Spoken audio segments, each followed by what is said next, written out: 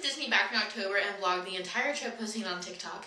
The first half of this comment asked if the only thing you need is a service dog vest to get your dog into the park.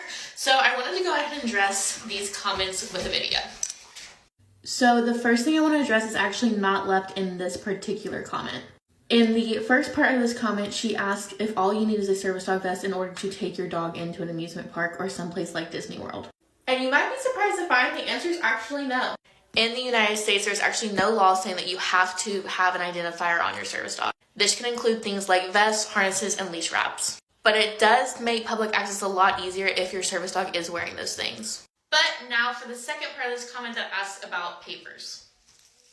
And this comment is absolutely right because there are no papers or legal registrations you need to have a service dog in the United States.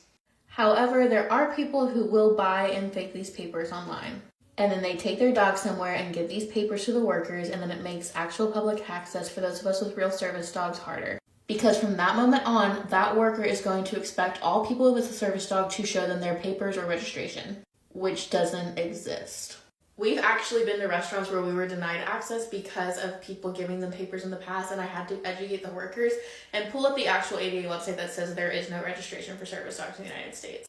It's actually a bigger misconception than you might think. But yeah, back to the original question, no, technically you don't need a vest.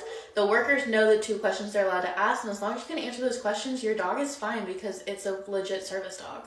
But also, if you want to know anything else about taking your service dog to Disney, we are actually going back in February. So we would love to hear any questions or what kind of content you guys want to see from us at Disney World this trip.